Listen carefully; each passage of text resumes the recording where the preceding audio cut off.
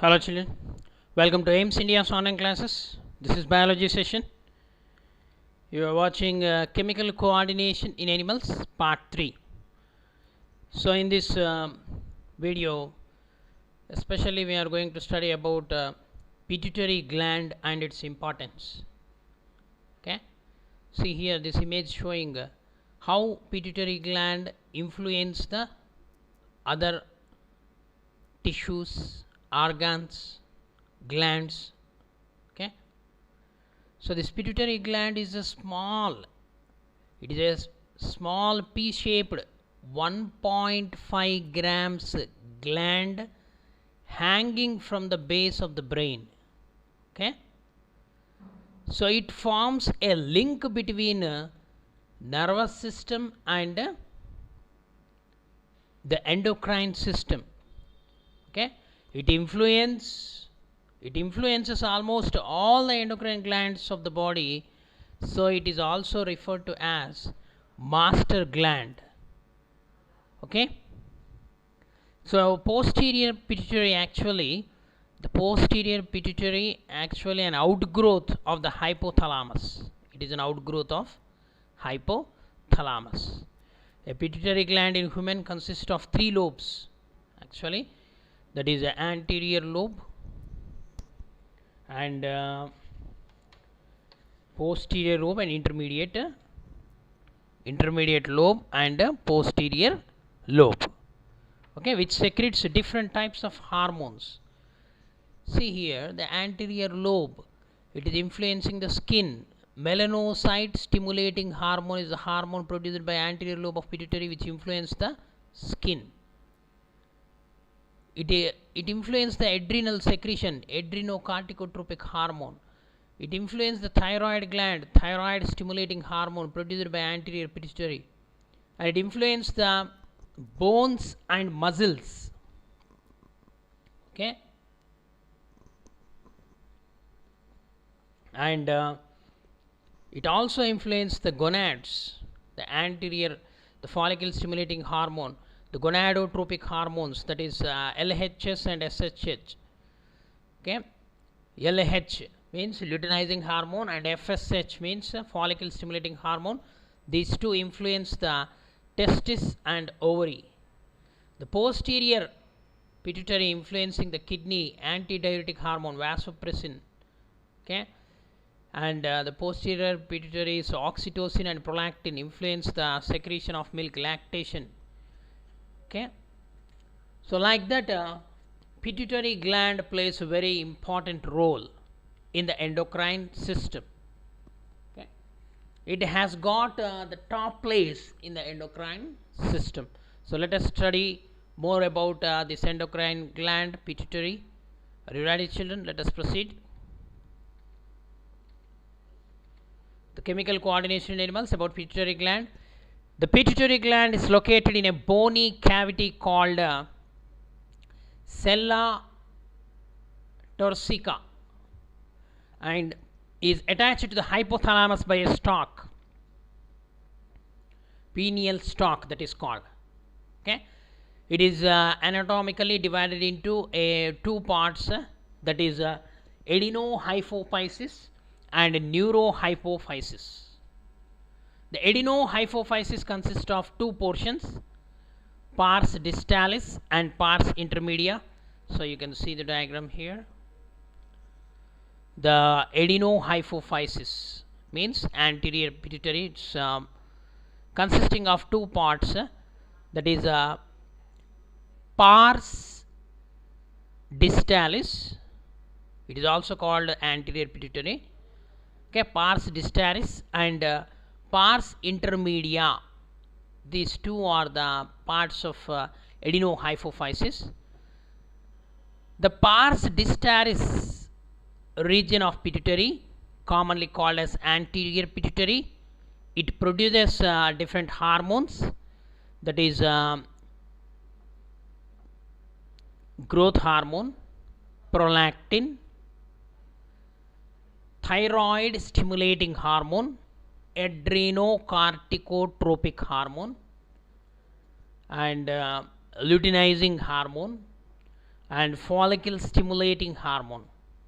Okay, so to remember, short form is given in the bracket: GH, prolactin, PRL, thyroid stimulating hormone, TSH, adrenocorticotropic hormone, ACTH, luteinizing hormone, LH, follicle stimulating hormone, FSH. Okay, this is the anterior part of the pituitary. So this pituitary gland, with the help of pituitary stalk, it attached to the hypothalamus beneath the brain. It is a pea head size. Okay, gland 1.5 grams its weight is. Okay, approximately.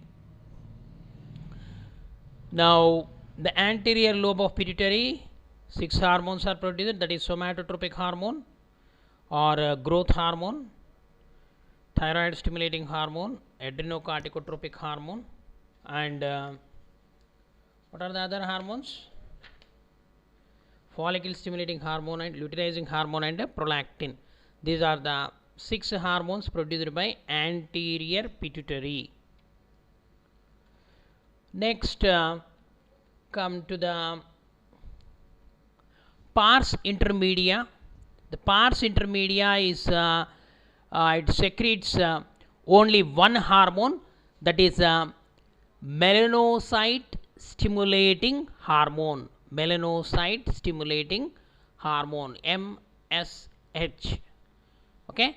However, in human beings, the pars intermedia is almost merged with pars distalis. Okay, especially in human beings, it get merged with the pars intermedia, get mixed with the pars distalis. Okay. The neurohypophysis, the second part, adenohypophysis, it itself called as anterior pituitary. Now neurohypophysis, it is also called pars nervosa. Pars nervosa. It is also known as the posterior pituitary. It is the posterior pituitary.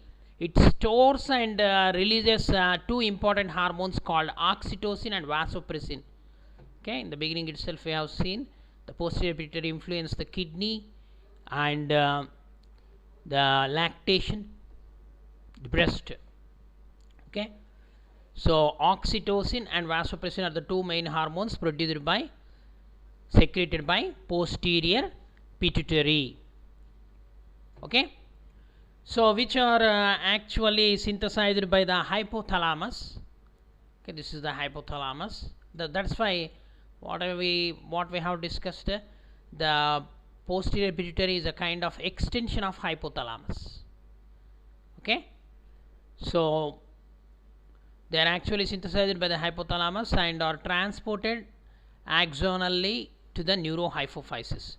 So over secretion, and if you see the effects of these secretions of pituitary gland, the first, the somatotropic hormone or growth hormone. This hormone stimulates the growth of the body and cell metabolism.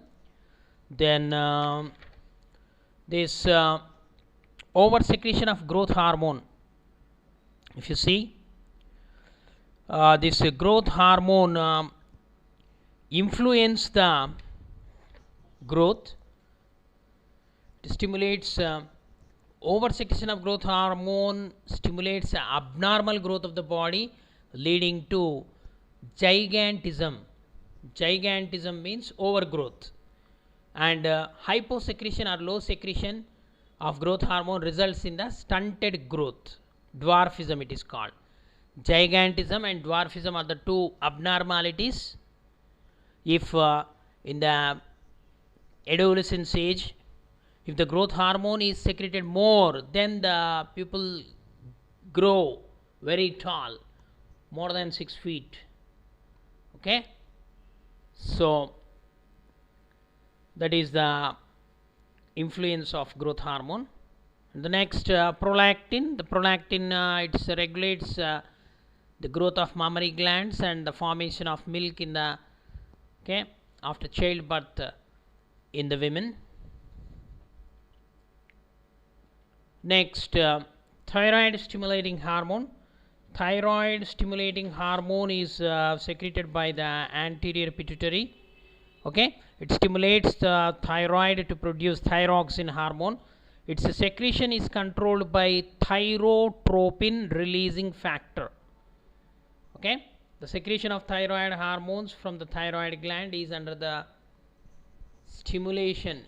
influence of thyroid stimulating hormone produced by anterior pituitary. Okay, this hyposecretion of this TSH may causes thyroid atrophy. Okay, malfunctioning of thyroid gland. Next, ACTH, adrenocorticotropic hormone. Adrenocorticotropic hormone. TSH means thyroid stimulating hormone. ACTH, adrenocorticotropic hormone. It stimulates the synthesis and secretion of the steroid hormones called glucocorticoids and the glucocorticoids from the adrenal cortex. Okay, there are two types of corticoid steroid hormones, that is glucocorticoids and mineralocorticoids. Okay, especially the glucocorticoid hormones are under the influence of ACTH. So it stimulates the adrenal cortex to secrete glucocorticoid and mineralocorticoid hormones also. Okay, next, the luteinizing hormone and follicle stimulating hormone, these two are steroid hormones. The luteinizing hormone is also called interstitial cell stimulating hormone, ICSH, interstitial cell stimulating hormone. So LH in females stimulates ovulation. So it stimulates gonadal activity, and hence they are also called gonadotropins. Luteinizing hormone and follicle stimulating hormone are also called gonadotrophins. Okay, in males, luteinizing hormone stimulates the synthesis and secretion of the hormones called androgens, okay, from the testis. And in females, the follicle stimulating and androgens regulate the, okay, in males, so these two hormones, follicle stimulating hormone and androgens, regulate the spermatogenesis, production of sperms. Okay, in males it is also called interstitial cell stimulating hormone, ICSH, which is responsible for testosterone secretion also. Okay, that is a male sex hormone. Okay, follicle stimulating hormone, luteinizing hormone and interstitial cell stimulating hormone are called gonadotropins. Their secretion starts from puberty. Puberty means at the age of adolescence. Okay, so these are this is the pituitary gland. Okay, infundibulum, it is the stalk of the pituitary gland. It is also called infundibulum. So this posterior pituitary and the anterior pituitary. Posterior pituitary is also called neurohypophysis, and the anterior pituitary is also called adenohypophysis. Okay, pars distalis and pars intermedia. The pars intermedia is combined in the humans. Okay, let us know more about this pituitary. In females, what is the function of this luteinizing hormone? Luteinizing hormone induces the ovulation of fully mature follicles. They are called Graafian follicles. Okay, and maintains the corpus luteum. Okay, in the menstrual cycle we come across this corpus luteum, ruptured follicle converted into corpus luteum. So this is under the influence of this luteinizing hormone.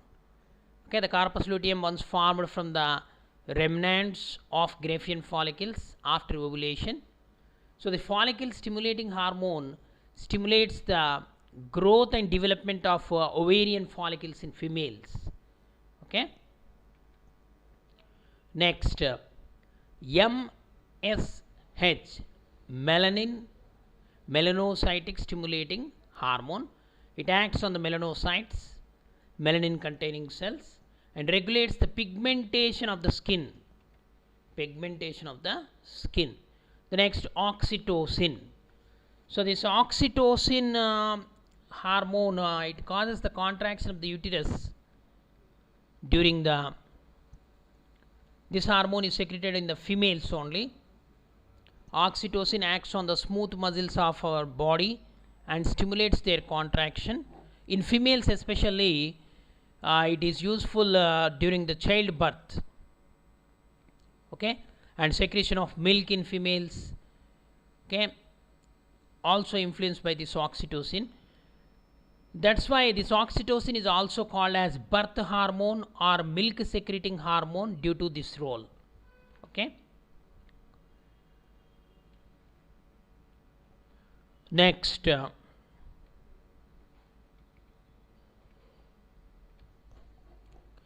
in females, this oxytocin stimulates a vigorous contraction of uterus at the time of childbirth and milk ejection from the mammary glands. That's why this hormone is also called a birth hormone. Okay, next, vasopressin. Vasopressin is also called antidiuretic hormone, ADH. So it stimulates, it acts mainly the target organ of vasopressin. Okay, vasopressin target organ is kidneys. It acts on kidneys and stimulates reabsorption of water and sodium, means electrolytes, by the distal convoluted tubules, DCH, distal convoluted tubules, that is the part of nephron, and thereby reduces the loss of water from urine. Okay, that is called, that process is called diuresis. Hence, vasopressin is also called antidiuretic hormone, ADH, antidiuretic hormone. Okay, vasopressin. So the deficiency of this ADH may leads to frequent and copious urination, causing excessive thirst. It is called diabetes insipidus. It is called diabetes insipidus. No glucose is lost in the urine of the patient, but excess of urine is produced. Okay, if vasopressin is produced in large amounts, it produces less urine. If vasopressin is produced in less amount, it this reabsorption mechanism is not proper, so that more urine is secreted. Okay, that is the feedback mechanism. So pars tuberalis, the part of pituitary, infundibular stalk or infundibulum, pituitary stalk. Pars nervosa, it is the posterior pituitary. Okay, pars distalis and pars intermediate is the anterior pituitary.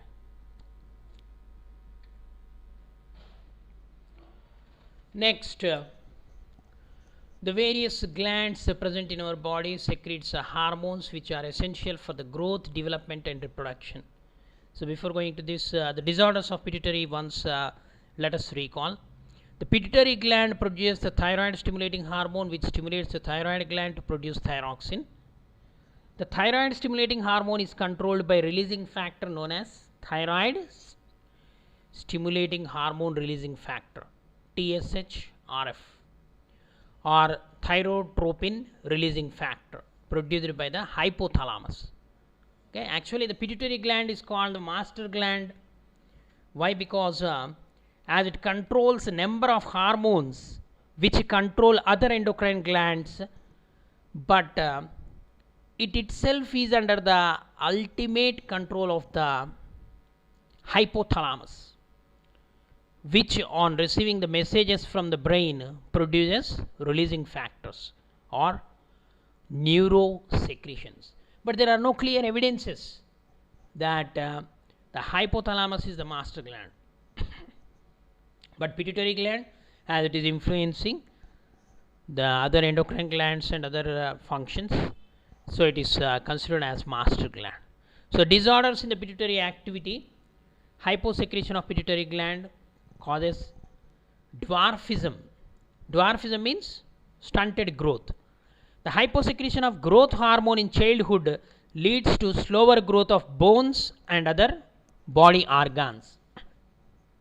The person remains short, stunted.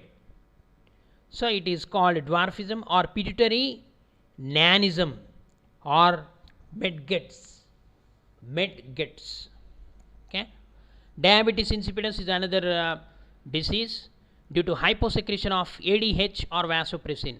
Adeno antidiuretic hormone or vasopressin leads to frequent and copious urination causing excess thirst. It is called diabetes insipidus. No glucose is lost in the urine of the such patients. They can't enjoy the journeys. Okay. Then hypersecretion means if the pituitary hormones are over secreted, then two important disorders, that is gigantism. Gigantism is due to hypersecretion of growth hormone in childhood, leads to gigantism.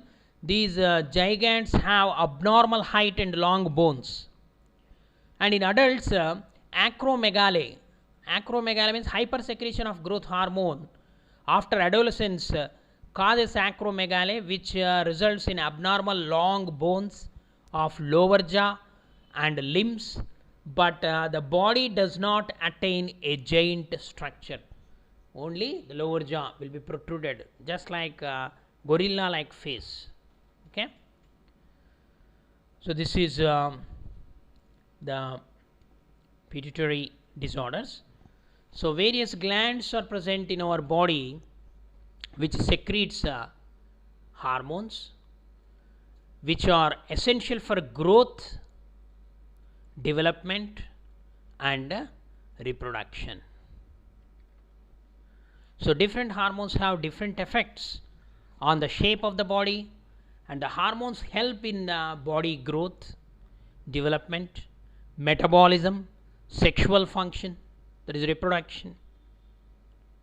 So what happens to the body when these hormones will release in more or less quantities?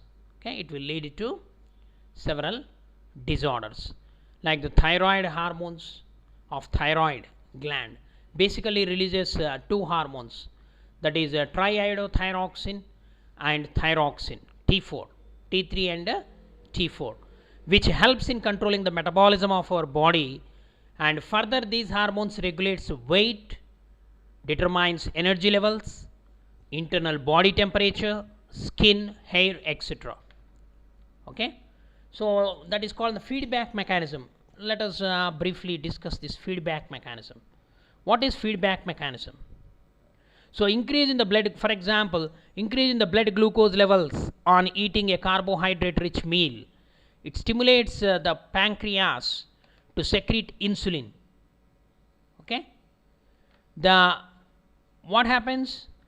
The latter stimulates the target cells to take up the glucose, the liver cells, okay, which is utilized in the cell respiration or is stored as glycogen. Okay, the glucose, excess glucose may be utilized in the cell respiration or it is converted to glycogen in the presence of insulin.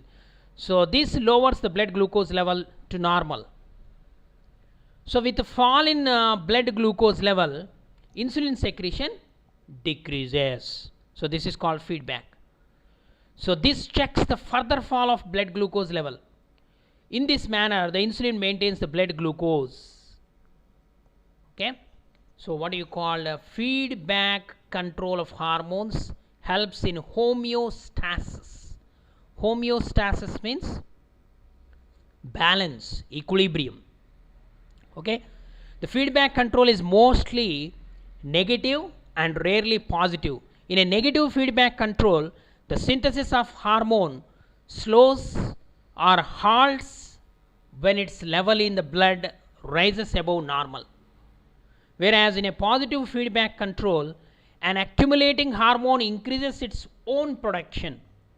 Means the regulation of the secretion of thyroxine is a best example.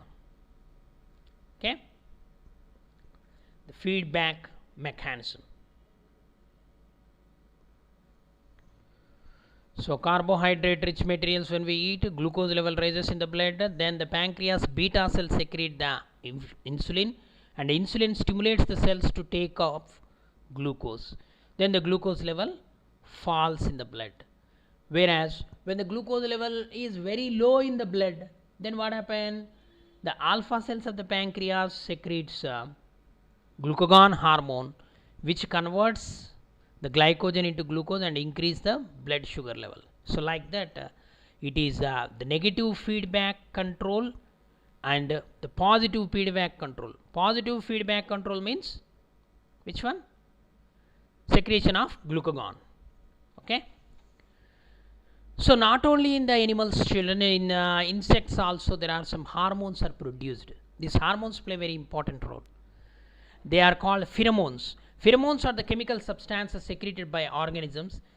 These act as chemical signals and are secreted by exocrine glands and released in the external environment. The pheromones are used as signals by the members of some species. For example, under stress, many types of ants, okay, release alarming pheromones. This alarms the fellow ants, remaining ants. Similarly, honeybees secrete the pheromones that attract other bees to the location of food.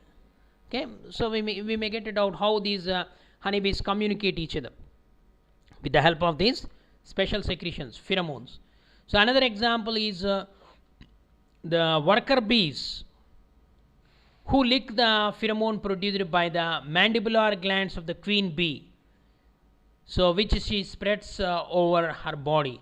The worker bees transfer the chemical among themselves, so it prevents the maturation of their ovaries, maintaining their sterility, and thus control the size of the colony. So social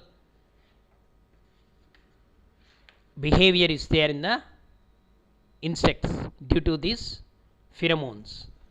Okay, the control and regulation. What is the main function of these hormones means? Finally, let us conclude by these few words. The functions of the hormones: they control and regulate the metabolic activities. They maintain homeostasis. The control and regulation of the morphogenetic activities means growth, development, and differentiation. And the regulation of mental activities, these hormones. And the control of growth, maturation, and regeneration. And the production of secondary sexual characters and regulation of reproductive activities under the influence of the hormones. The control of the activities of other endocrine glands and causing adaptation to external stimuli. Okay, so this is about the pituitary gland and the influence of some hormones. Okay, hope you understood. Thank you for watching our video. Please subscribe our channel and press the bell icon for receiving latest updates.